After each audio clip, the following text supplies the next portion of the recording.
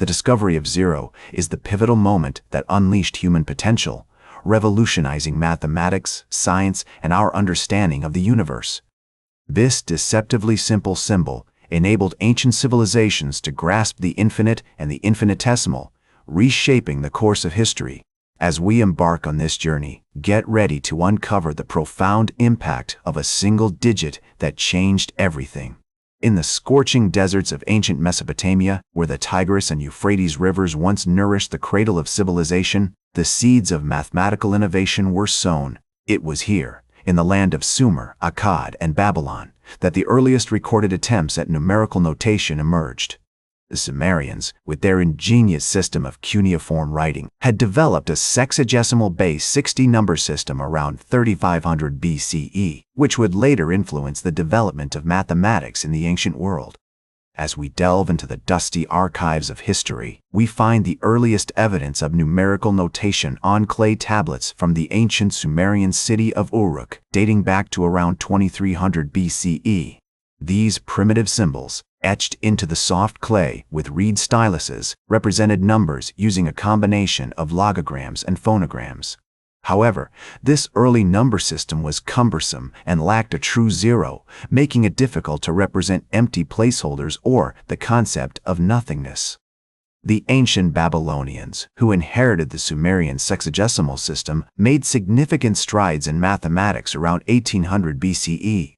They developed a more sophisticated system of numerical notation, using a combination of wedge-shaped characters to represent numbers. The Babylonians also employed a small clay token, often shaped like a wedge or a cone, to represent an empty placeholder in their calculations. Although this token was not yet a true zero, it marked an important step towards the development of a symbol that would eventually revolutionize mathematics. The people of the Indus Valley developed a unique writing system consisting of intricate symbols and glyphs, which has yet to be fully deciphered. Although their numerical notation system is not as well understood, it is believed to have been based on a decimal base 10 system, which would later influence the developments of mathematics in ancient India. As we delve deeper into the Indus Valley civilization, we find that their decimal system, although not fully understood, had a profound impact on the development of mathematics in ancient India. The Indian subcontinent, with its rich cultural heritage and diverse geographical landscape, would eventually become the cradle of zero's discovery. Around 2500 BCE, the Indian mathematician and astronomer Aryabhata made significant contributions to the field of mathematics, including the concept of zero. Although his work, Aryabhata, does not explicitly mention the symbol for zero, it describes the concept of shunya, or the void, which would later become synonymous with the digit zero. In the ancient Indian city of Taxila, a major center of learning and intellectual inquiry, mathematicians and astronomers began to develop a more sophisticated understanding of numerical notation.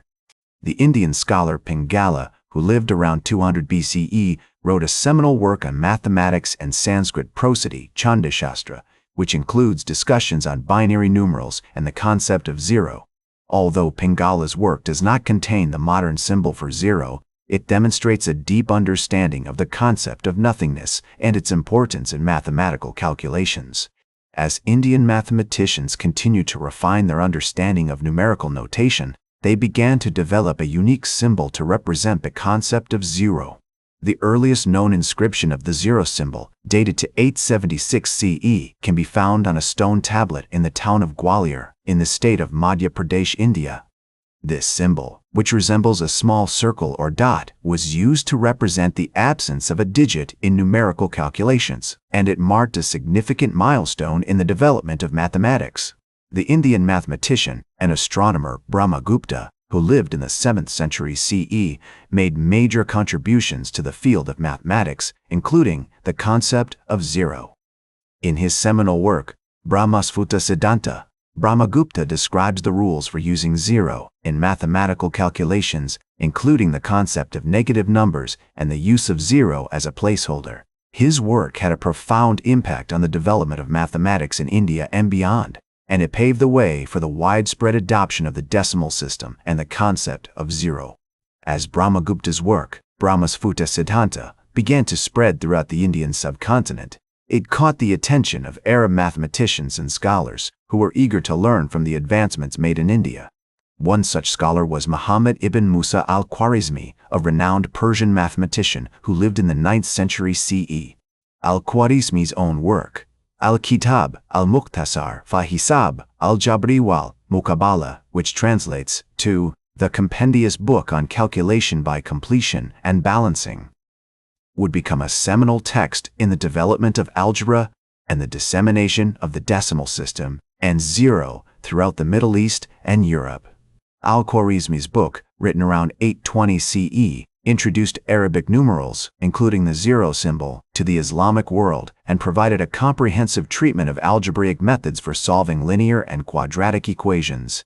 The book's impact was profound, as it not only popularized the use of zero, but also introduced new mathematical concepts and techniques that would become fundamental to the development of mathematics in the Middle East and Europe. Al-Khwarizmi's work was soon translated into Latin, and his algorithms, including the concept of zero, began to spread throughout the Mediterranean region. The transmission of Indian numerals, including zero, to the Arab world and eventually to Europe, was facilitated by trade and cultural exchange along the Silk Road. Merchants, travelers, and scholars carried mathematical texts, including Al-Khwarizmi's book, between cities such as Baghdad, Damascus, and Cordoba, where they were studied and translated by scholars. One of the key centers of learning during this period was the House of Wisdom in Baghdad, a renowned academy that attracted scholars from all over the Islamic world. It was here that mathematicians such as Al-Khwarizmi and Ibn Yunus worked on translating and developing mathematical texts, including those related to the decimal system and zero. As the use of zero and Arabic numerals spread throughout the Middle East and Europe, it began to have a profound impact on trade, commerce, and science. The ability to perform complex calculations with ease and accuracy facilitated advances in astronomy, engineering, and finance, among other fields. The Italian merchant and mathematician Fibonacci, who lived in the 13th century CE, is often credited with introducing Arabic numerals, including zero, to Europe through his book Liber Abaci. Fibonacci's work, which included practical applications of arithmetic and algebra, helped to popularize the use of zero and decimal notation among European merchants and scholars. The widespread adoption of zero and Arabic numerals in Europe was a gradual process that spanned several centuries. The earliest known use of zero in Europe dates back to the 12th century CE, when it appeared in the work of the English mathematician and astronomer Adelard of Bath. However, it wasn't until the 15th century CE, with the invention of the printing press, that Arabic numerals and zero became widely accepted and disseminated throughout Europe. The publication of mathematical texts, such as Luca Pacioli's Summa de Arithmetica, Geometria, Proportioni et Proportionalita, which included detailed explanations of arithmetic and algebra using Arabic numerals, helped to cement the use of zero in European mathematics. As the 16th century dawned, the widespread adoption of Arabic numerals and zero in Europe began to bear fruit in various fields of science and commerce. The German astronomer Johannes Kepler, for instance, relied heavily on the decimal system and zero in his calculations of planetary orbits, as evident in his groundbreaking work Astronomia Nova, published in 1609.